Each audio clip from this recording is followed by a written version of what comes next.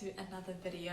In today's video we have a very exciting one, a March library haul TBR. Let's just get straight into it. I went to the library a few days ago, and you know when you go op shopping and you think, I really want to find something, and then you don't on the days you really want to find something, and then the days where you're thinking, oh, I'll just like spontaneously have a wee look, see what they've got, and then you find something. I had one of those experiences when I went to the library today. So I was thinking, oh, we'll just see. Like, I haven't had much luck the last time, but this time we got 1, 2, 3, 4, 5, 6 and a half books. So pretty successful. Let's just start off with this tiny wee one here. Frederick Backman, it's called And Every Morning the Way Home Gets Longer and Longer. And I've seen so many people talk about this author. I am really intrigued to find out what hype's about. It says here at the very bottom of this book, this little book with a big message is sure to be treasured for generations to come. And isn't that the best of all life's ages, an old man thinks as he looks at his grandchild, when a boy is just big enough to know how the world works but still young enough to refuse to accept it. So I am intrigued to read this one, little novella. And then actually they did have this one here, The Winners by Frederick Backman, and I have no idea what this one's about. I'm going to go into it completely blind. I thought I saw a little, oh yeah, the little dedication here. To you who talk too much and sing too loud and cry too often and love something in life more than you should. This one here says, it's often said that winners write history, but there are no winners here. This is a small story about big questions. It's a story about family, community, life. It starts with a storm and a death, but how does it end? Okay, 2 years have passed since the events no one wants to think about. Everyone has tried to move on, but there's something about this place that prevents it. The residents continue to grapple with life's big questions. What is a family? What is a community? And what, if anything, are we willing to sacrifice in order to protect them? As the locals of Beartown struggle to overcome the past, great change is on the horizon. Someone is coming home after a long time away. Someone will be laid to rest. Someone will fall in love. Someone will try to fix their marriage. And someone will do anything to save their children. Someone will submit to hate, someone will fight, and someone will grab a gun and walk towards the ice rink. So what are the residents of Beartown willing to sacrifice for their home?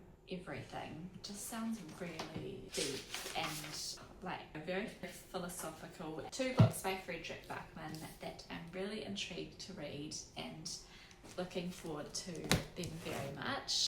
I picked up something a little bit different. So this is a contemporary fiction by Catherine Center. I read The Bodyguard and loved it. This one was published in 2019. For every woman who has ever had to be brave, and for the folks in the world who make a choice to be helpers. And for my hilarious and good-hearted volunteer firefighter husband Gordon, this book would be about 10 pages long without your help.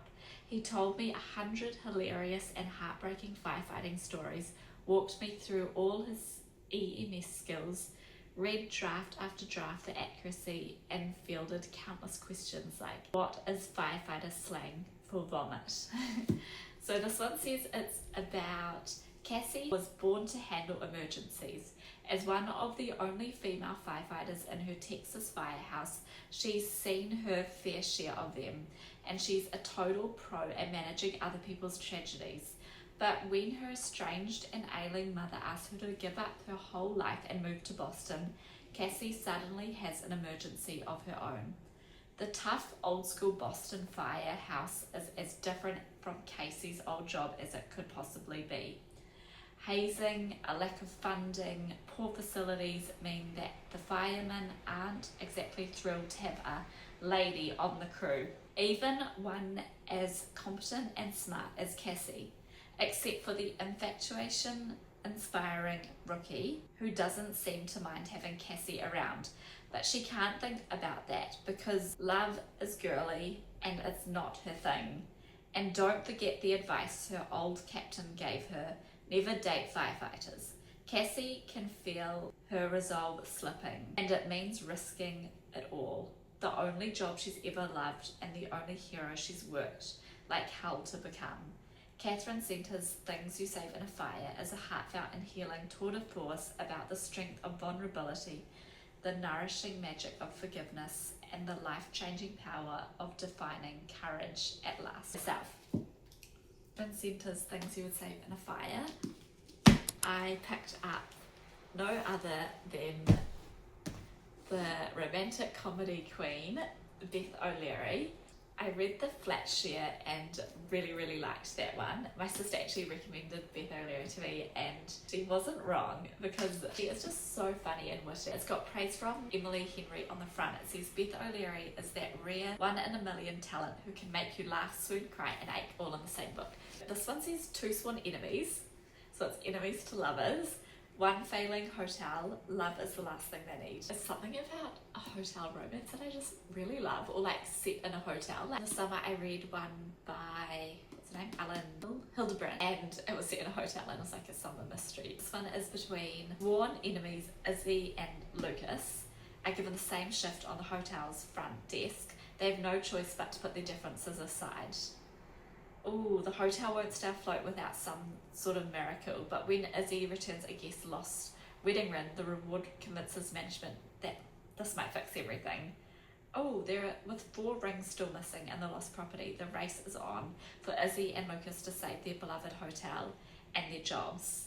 Oh, a bitter rivalry turns into something much more complicated. So that sounds really good. Looking forward to the Wake Up Call.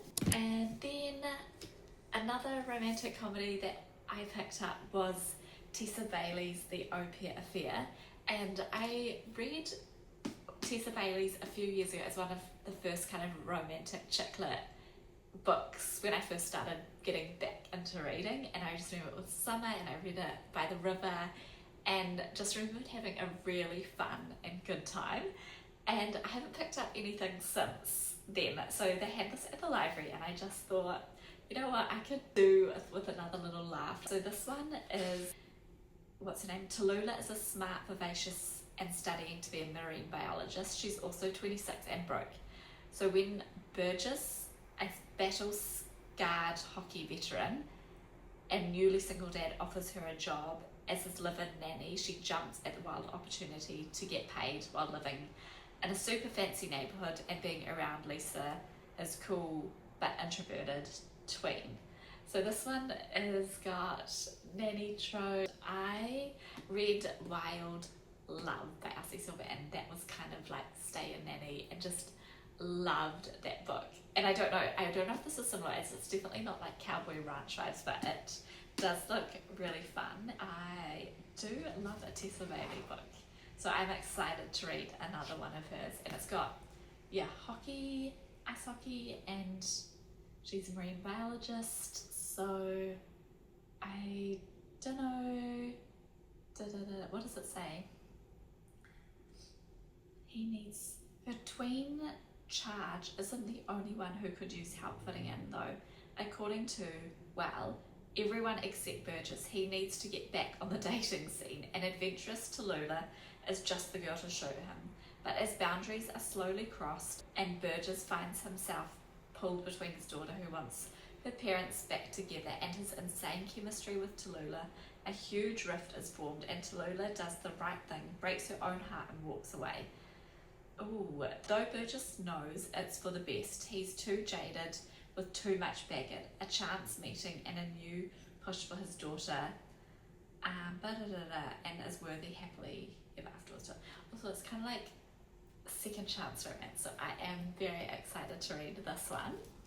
And then I just saw this one sitting, it was kind of on the display at the front of the kind of fiction area, recent returns, and it's called Jaded, and it's by Ella Lee, and it's her debut novel, and this one is a story about immigrants. Jade isn't even my real name. Jade Gan as my Starbucks name because all children of immigrants have Starbucks names. This one says that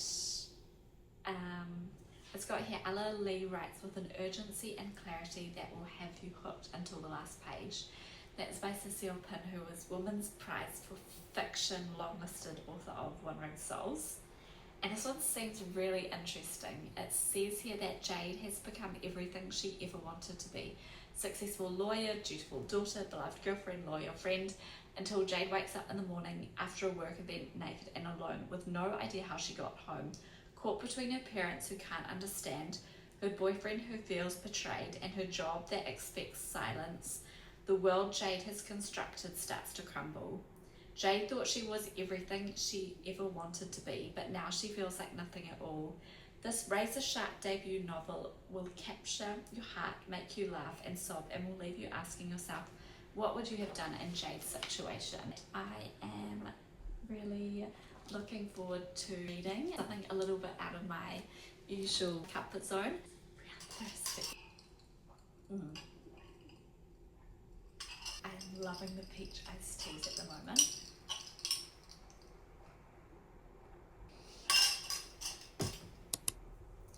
And then the last book I took out was Emily Wilde's Map of the Other Lands.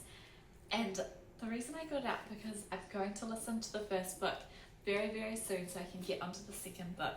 The first book is Emily Wilde's Encyclopedia of Fairies, and this just feels like the perfect kind of cozy autumn kind of fairy book. I think she's a scholar of fairy folklore, Emily Wilde is, and I feel like it might just be romance in the background, but the forefront of this book is a fantasy. But I don't really know a lot about this except that it feels very cozy fantasy about fairies, and it just feels right up this kind of autumn alley. So this one, I just love reading the dedication. I don't know what the dedication is in this one. Oh, I don't even know if it has one. Oh, that has to be a first. Am I just blind? Okay, maybe not. Okay. Okay. Let's see what Tessa Bailey's one is.